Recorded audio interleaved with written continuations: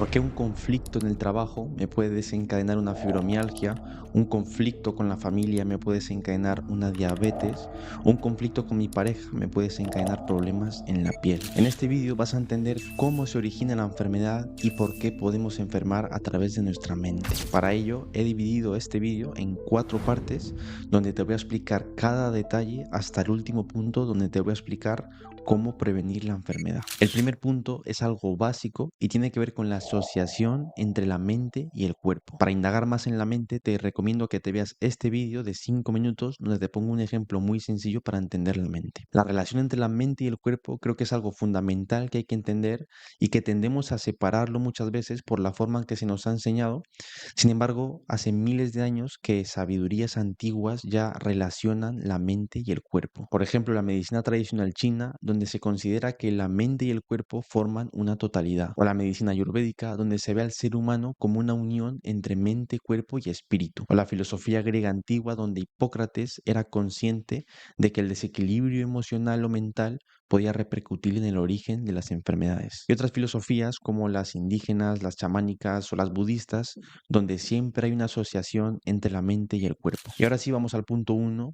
¿Qué es somatizar? La palabra somatizar viene del griego soma, que significa cuerpo, y la definimos coloquialmente como una expresión física de un malestar emocional. Es como si el cuerpo cogiera la carga emocional que no podemos expresar verbalmente y la expresa a través del cuerpo con distintos síntomas físicos como dolores o distintos malestares. Y es que hoy en día en la medicina hay muchos casos en los que llegamos a un diagnóstico idiopático, es decir, un diagnóstico en el que se realizan muchas pruebas, muchas investigaciones, sin embargo, no se llega a una conclusión y la causa sigue siendo desconocida. Pero, ¿y si hay algo a lo que no le estamos prestando atención, algo que aparentemente no podemos apreciar como la mente o las emociones? Pues esa misma pregunta me la hice yo durante mi carrera de medicina y eso me llevó a estudiar en profundidad la relación entre la mente, el cerebro y el cuerpo humano. Y así entender por qué podemos enfermar a través de la mente. Y para que lo entiendas tú también, vamos a pasar al punto 2, donde vamos a definir estos 3 conceptos que forman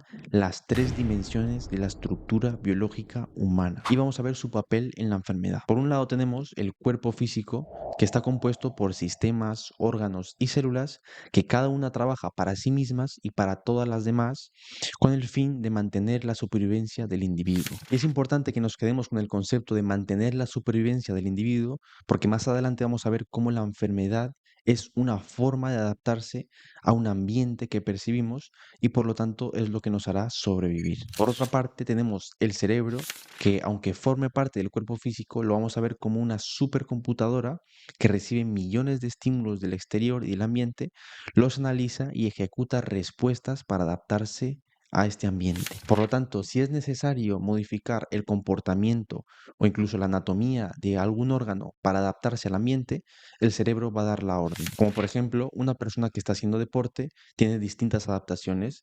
Vemos como la frecuencia cardíaca empieza a aumentar, la sangre se empieza a redistribuir y empieza a sudar. Pues esas son distintas formas de adaptarse a ese ambiente o a ese estímulo. Y por último tenemos la mente, donde vamos a diferenciar el pensamiento, cuya función es guiar al individuo y mandar la información al cerebro sobre el ambiente que estamos percibiendo. Y es importante que haga hincapié en este concepto de percepción del ambiente. ¿Por qué? Porque el cerebro no ve la realidad tal y como es, sino como nosotros la percibimos. Entonces va a ejecutar una solución acorde a esta percepción que nosotros tenemos de la realidad. Así que vamos a poner un ejemplo real para entenderlo mejor. Ana es una mujer de 42 años que distribuye su tiempo de esta manera. El trabajo le quita bastante tiempo porque trabaja en el área administrativa de una empresa y su jefe confía tanto en ella que le da los trabajos más difíciles. Por otra parte tiene el hogar donde tiene que educar a niños de 2 y 13 años, con lo cual también le quita bastante tiempo de su vida. Y por último tiene un tiempo reservado para ella misma, que es lo que le da paz y tranquilidad y lo que le hace evadirse un poco de su estrés del día a día. En los últimos meses Ana ha empezado a tener distintos síntomas como cansancio extremo, aumento de peso, somnolencia, entre otros, y decide ir al hospital a hacerse un análisis sanguíneo para revisar cómo está su salud. En los resultados del análisis sanguíneo vemos que las hormonas tiroideas están muy disminuidas y por lo tanto le diagnosticamos un hipotiroidismo y le pautamos un tratamiento con Euthyrox de por vida. Ana no está muy satisfecha con el tratamiento pautado que le plantean de por vida y empieza a investigar por su cuenta, donde ve un vídeo en el que asocian las emociones con la enfermedad y decide tener una consulta online.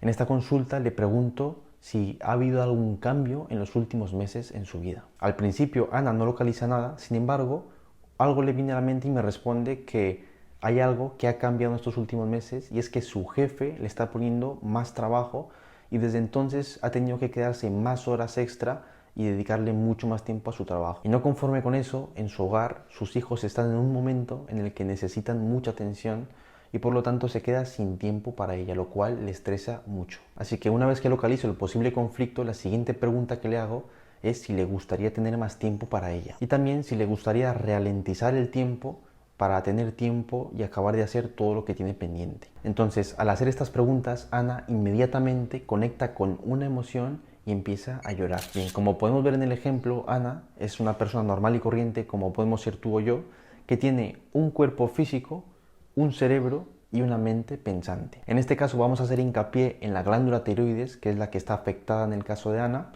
en el cerebro como órgano que percibe, analiza y ejecuta la respuesta, y la mente pensante, que es la que interpreta o la que percibe el ambiente o la realidad. Bien, entonces vamos a ver la ruta de cómo a través de una percepción podemos acabar en una somatización. La primera fase es cómo percibimos la realidad, ¿sí? Para entender esto tenemos que entender que la realidad es neutra y que nosotros, a través de una percepción, que es una percepción condicionada por creencias y conocimientos e ideas que se nos ha inculcado desde que nacemos, percibimos una realidad alterada o condicionada. Entonces, en este caso, Ana percibe una realidad en la que le falta tiempo. Entonces, los pensamientos que le vienen día tras día, a todas horas, son, por ejemplo, mi jefe me pone mucho trabajo, necesito más tiempo para mí, así no se puede vivir, etc. Esos pensamientos recurrentes nos marcan cuál es el tipo de percepción que estamos viviendo. Si vemos que nuestros pensamientos son negativos, es porque lo que percibimos lo estamos percibiendo como un peligro. La segunda fase entra el cerebro en juego, porque el cerebro es el que analiza esta información que percibimos. ¿Qué pasa? Que si esta percepción es alterada o percibimos como un peligro nuestra realidad, nuestro cerebro también va a interpretar o va a analizar eso y lo va a tomar como un peligro. Con lo cual, lo que va a hacer es que ante ese estímulo estresante, nuestro cuerpo sabe que si eso se prolonga en el tiempo, nuestra energía vital va a caer y por lo tanto podemos morir, es decir, tenemos peligro de muerte. Una vez que el cerebro identifica este sobreestrés, lo que va a hacer es crear una solución para adaptarse a este ambiente peligroso. ¿Y cómo lo va a hacer? Pues va a somatizar. ¿Y por qué elige somatizar a través de la glándula tiroides? Porque la glándula tiroides se encarga de regular el metabolismo del cuerpo, que, para que me entiendas, controla la velocidad a la que el cuerpo utiliza la energía. En este caso, por ejemplo, si Ana necesita más velocidad para acabar sus cosas y sus tareas, va a aumentar su hormona tiroidea para estimularla más y que tenga más eficiencia a la hora de hacer las cosas.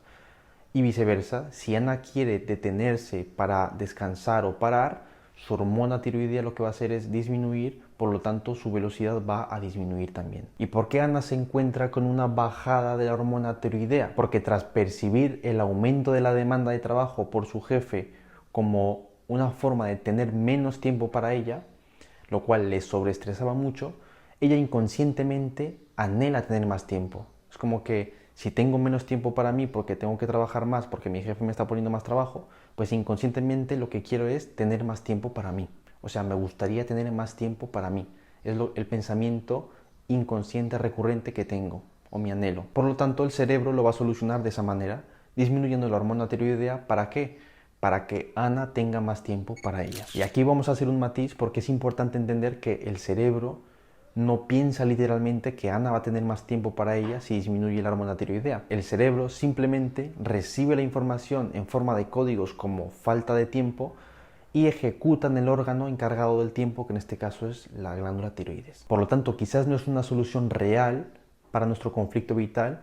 Sin embargo, a través de ese síntoma puedo ser consciente y observar que estoy teniendo un conflicto vital y así resolverlo de manera consciente. Por lo tanto, es una oportunidad para que nos veamos a nosotros mismos a través de un síntoma. Bien, llegados a este punto, vamos a ver cómo el cerebro ejecuta esta solución y qué 3 requisitos son necesarios para poner en marcha este proceso. Entonces, para entender esto, vamos a ver al cerebro como una caja de fusibles o un cuadro de luz en donde hay un sistema de cableado. En el día a día, esta caja de fusibles recibe electricidad de manera equilibrada, pero un día recibe una corriente eléctrica, una corriente muy fuerte, que pone en peligro la funcionalidad y la caja de fusibles.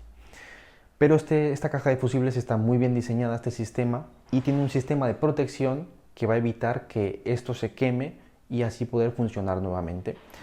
Entonces, lo que va a hacer es, cuando hay un estímulo muy fuerte, va a centralizar toda la energía en un solo punto para que haya un cortocircuito y así haya un apagón, y de esta manera va a proteger los fusibles para que no se quemen. Bien, pues esto mismo que parece tan lógico visto en esa caja de fusibles, lo podemos ver en nuestro cerebro también. En el día a día, nuestro cerebro también recibe información de manera equilibrada.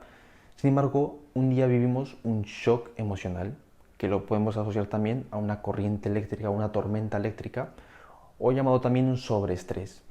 Entonces, ¿qué es considerado un sobreestrés? Porque cualquier estrés del día a día no puede ser considerado un sobreestrés. Para que sea considerado un sobreestrés, tiene que cumplir estos 3 requisitos: ser un evento muy impactante e inesperado que me pilla a contrapié, ser vivido en soledad, es decir, que no lo comunico a nadie, y no tener una solución aparente, es decir, se queda un conflicto sin resolver. Bien, pues tras este evento o este shock emocional muy impactante que lo vivimos en soledad y que no lo comunicamos a nadie y no tenemos una solución aparente, nuestro cerebro lo podemos percibir de esta manera, en la que hay un hemisferio totalmente invadido por este sobreestrés. Y el cerebro lo que va a hacer es inteligentemente reducir todo este estrés del hemisferio a un solo punto localizado en el cerebro. Y es muy interesante porque este punto en el cerebro va a estar asociado a un órgano específico, con lo cual este punto no se localiza aleatoriamente, sino que según el conflicto emocional que estamos viviendo, este punto se localizará en un punto específico del cerebro y ese punto corresponderá a un órgano específico. En el caso de Ana, por ejemplo, el punto específico en el cerebro correspondía con el órgano la tiroides. Alrededor del año 1980, el doctor Ricky Girhammer fue un oncólogo alemán que realizó una investigación durante más de 20 años donde correlacionaba la psique, el cerebro y los órganos de miles de pacientes con distintas enfermedades. En líneas generales, el trabajo del doctor Hammer consistía en analizar detalladamente las pruebas de imagen cerebrales, que en ese entonces ya existían los tags cerebrales, y mientras tanto estudiaba los registros médicos y psicológicos de los pacientes que vivían hechos traumáticos impactantes a lo largo de su vida. Y para su asombro, el doctor Hammer encontró una correlación muy estrecha entre el hecho traumático, la enfermedad y la prueba de imagen. Es decir, un tipo de evento traumático estaba correlacionado con un tipo de enfermedad y esto estaba correlacionado con un tipo de prueba de imagen, es decir, un punto en el cerebro muy específico, llegando a la hipótesis o a la conclusión de que el cerebro, la psique y el cuerpo trabajan de manera unida y en cadena para satisfacer las necesidades básicas del ser humano para sobrevivir. Bien, vamos a dar un dato importante para entenderlo mejor. El cerebro es el centro de control de todo el organismo y vemos que está conectado con cada órgano a través del sistema nervioso, que es por donde se va a transportar la información. Por eso podemos diferenciar en el cerebro distintas partes según la función a ejecutar. Por ejemplo, tenemos órganos sensoriales como los ojos, la boca, la nariz, la piel, que están correlacionadas con áreas concretas de la corteza cerebral. Otro ejemplo son los órganos vitales como los riñones, los pulmones, el intestino, que están relacionadas con regiones más primitivas en el tronco cerebral. Entonces, haciendo recopilación de todo lo que hemos visto y volviendo al ejemplo de la tormenta eléctrica que vivimos tras un choque emocional, tiene sentido que el cerebro, tras este choque emocional o este sobreestrés, utilice puntos específicos del mismo para reducir este sobreestrés y este punto sea asociado o correlacionado con un órgano específico.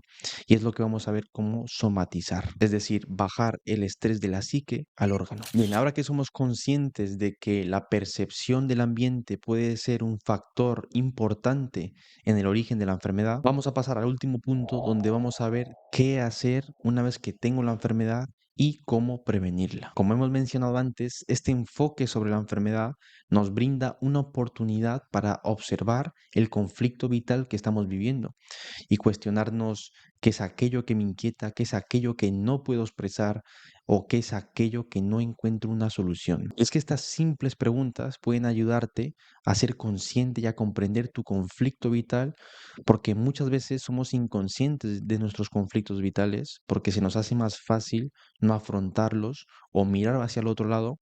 Sin embargo, los conflictos siguen estando ahí y siguen sobreestresándonos. Y si no observo mi conflicto, si no le hago caso y si miro hacia el otro lado, lo que hacemos es automatizar nuestra vida, volvernos robots automáticos y buscamos soluciones rápidas y transitorias, efímeras, que son insostenibles en el tiempo. Por lo tanto, esto es lo que haría yo ante un diagnóstico médico. Lo primero es cuestionarme por qué puedo estar teniendo estos síntomas o para qué me sirven estos síntomas. Y quizás pienses que esta pregunta no tiene sentido, pero tiene mucho sentido y te voy a explicar por qué a través de este ejemplo. Imagínate una persona con un diagnóstico de fibromialgia cuyos dolores más acentuados son en las piernas y el momento del día en el que más le duele es justo antes de ir a trabajar. Entonces la pregunta es, ¿por qué me duelen sobre todo las piernas y por qué justo es en las mañanas antes de ir a trabajar? Entonces, si analizamos la función del sistema musculoesquelético, más concretamente las piernas en este caso, vemos que las piernas nos ayudan a desplazarnos. Por lo tanto, el dolor en las piernas